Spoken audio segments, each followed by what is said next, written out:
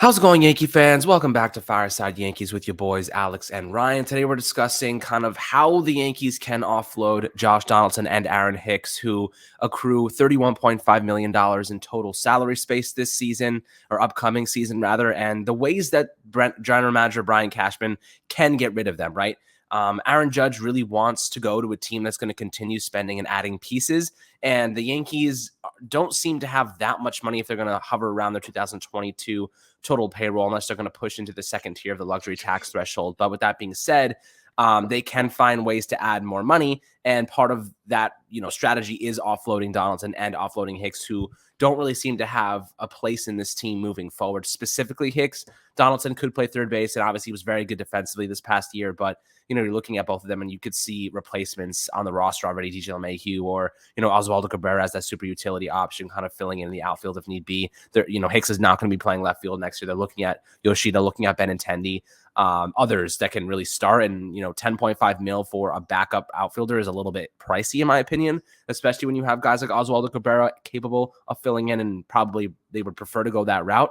But Ryan, when you're looking at Donaldson, looking at Hicks, do you see them even having a place on this roster? Like, how could they even sneak onto it? And then we'll kind of discuss the two strategies that Cashman could go into and try to offload those monetary financial responsibilities that they have next year. Yeah, so with Josh Donaldson particularly, I think there is definitely there's a huge incentive to move Josh Donaldson. Not only are you freeing up whatever money you can free up, but you're also freeing up a roster spot. As you mentioned, the Yankees definitely have the internal talent to go out and replace Josh Donaldson's production, or lack of production per se, I guess is a more accurate way to describe this. I've mentioned that I'm okay with Aaron Hicks being, the fourth outfielder for this team in 2023. Now, is that the ideal situation? No, because that's a $10 million fourth outfielder. And that's not, the best usage of assets, but, at the end of the day, sometimes you have to bite bullets where you just have to bite bullets. Not every commitment you have on your roster is going to be a commitment that you're glad you made. There are plenty of teams who have contracts that they wish they could get themselves out of in one way or another. But I look at Josh Donaldson as he's on a 1 year deal. He's got the $8 million buyout, I believe, for 2024. If you decline the club option. So that's a total of $33 million that you're kind of shipping off, guaranteed, for Josh Donaldson. You're going to have to bite the bullet on a lot of that money. That is a lot of money you're going to have to bite the bullet on. You're going to have to hope a team is willing to take the risk on Josh Donaldson. Maybe another team sees, that Josh Donaldson can be someone who provides a high OBP. Maybe the power isn't there anymore, and great defense, and hopefully be a 3-WAR player. That's kind of what I imagine teams are praying for. Or at least the Yankees would be praying for with Josh Donaldson. But I really do think he's going to be tough to move. He's not. I mean, the projected slugging percentage for him next year is .399, which would be the second lowest of his career since 2013, only behind his 2022 slugging percentage of .374.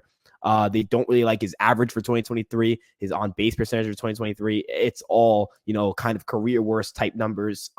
And so there's a lot of concern here. He's 36, coming off his worst offensive season since, he was 26 years old, playing 75 games. So I don't really know what the market looks like for Josh Donaldson. I don't know if there is a market for Josh Donaldson. I don't know if you can realistically say any team is dying to get Josh Donaldson. It's going to be tough to move him, because at least I can say for Aaron Hicks, he's at least maybe a league average left fielder making $10 million. For Josh Donaldson, I really don't know what the appeal is for any team trying to go out and make improvements for the 2023 season, or better their clubhouse, why they would bring in Josh Donaldson. So it's going to be a difficult move, but we'll have to see what prospects the Yankees could package, and kind of maybe if the Yankees are taking back a bad deal, we'll have to wait and see. Yeah, that's absolutely right. So that kind of leads us into the two strategies to offload their salaries to begin with, right? So we'll discuss the first one, and that is paying a portion of their salary just to get rid of them, right? And I'll ask you this. Do you think that keeping them at $31.5 million, both of them, is more worthwhile, or there's more value there than, let's say, paying half of their salary for another team to take them? So you paid 10.5 mil for Donaldson, so another team has to pay 10.5 mil, and then you pay 5.25 mil for Hicks, and you use that 15 mil that you're essentially saving and roll that over into a new left fielder, whether that be Yoshida, Benintendi, whoever the hell they go with. Do you think that, what's the more valuable course of action, keeping Donaldson and Hicks, or saving that 15 mil and going and acquiring a new left fielder? Yeah, so the issue is that the Yankees, like as you mentioned, if the Yankees can even save, if the Yankees can save $50 million, that's a huge. And you also, again, the roster spots, the Yankees would be getting roster spots added on. There's an outfielder and a third baseman, right? You clear off roster spots, that's always a win in my book. So it'll be interesting to see. It'll be interesting to see how they handle that. And as you mentioned, $15 million is kind of in that sweet spot where the Yankees are probably going to be shopping at for a left fielder, unless they, decide to splurge on Nimmo. You're going to see Benintendi, Conforto, Roshi Yoshida. Those are $15 million roughly annual average salary players. So I'm very much interested to see how they can go about doing this. If the Yankees are able to get rid of Josh Donaldson, Aaron Hicks, and free up $50 million and convert that into a left fielder, that is a massive success. Absolutely massive success, right? I don't think Hicks is as crucial to move as Donaldson is, and I repeat this a lot just because I want to clarify just how much I want Josh Donaldson off this team. I am willing to go to the extent that I'd be willing to release him and eat the money just to not have him on the roster next year. Like, I am willing to go to extremities to not have Josh Donaldson on the team next year. For Aaron Hicks, I would rather roster him than release him. I am at a wit's end with Josh Donaldson. I am beyond any form of, a reasonable explanation as to why he's on this team next year. One way or another, he has to find his way off of it. If the Yankees can save money doing it, great. If they can't, oh well. It was a commitment the Yankees made that was a big risk. This was the downside, that Josh Donaldson would, have finally break age-wise and turn in a career-worst season. That's what happened. His power declined. His exit velocity dropped 4 miles an hour on average. His barrel percentage dropped, nearly in half. His max exit velocity dropped 3 miles an hour. His hard hit rate dropped nearly 10%. So, this is the decline. And his strikeout rate jumped up 6%. Walk rate dropped 4%. This is a sharp decline. This is not a player who's just slumping. This is a declining athlete. This is an aging veteran who's no longer the player he used to be. And it's almost foolish to think that this is a player who's going to be able to bounce back next season. I know Hal and Cashman mentioned that they feel like there's still a good player in Josh Donaldson. Obviously, they have to say that. They're not going to say, yeah, the guy freaking stinks. You know what I mean? But look, he can't be here next year. He really can't. This team needs to get younger, faster, more athletic. Josh Donaldson doesn't provide that. And as you mentioned, any money the Yankees can get back for Josh Donaldson is a massive success, because I'm at the point where I'd release him at this point.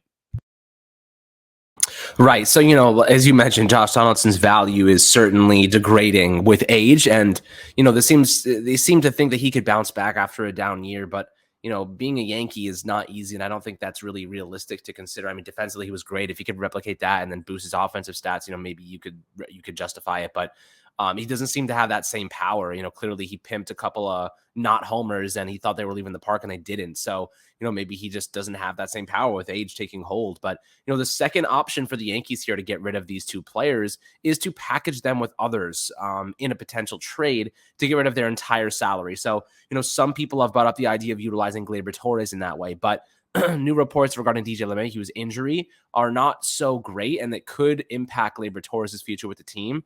DJ has a obviously foot injury that's still bothering him that could go into the 2023 season. And if that's the case, maybe they keep Gleyber Torres and trade him before the deadline, which might be a more efficient move. But, right now, they do have prospects. You could package some prospects with Hicks. You could package some prospects with Donaldson. But I'll tell you what, if the Yankees decide, let's go and trade Gleyber to the Mariners, I think that they have to try and get rid of one of those two players, probably Hicks in that regard, and probably just pay off some of his salary and convince the Mariners to take him if they were going to do a Gleyber Torres swap. We've discussed a mock trade regarding Matthew Festa and a couple of minor leaguers. But, Ryan, when you're looking at the Yankees right now, what's the realistic possibility that, they'd look to trade, Gleyber Torres and attach one of those big high price guys like Donaldson, Hicks onto the deal to try and just offload the salary? Do you think they use Torres or prospects as bait for that in that type of way to open up some more financial flexibility?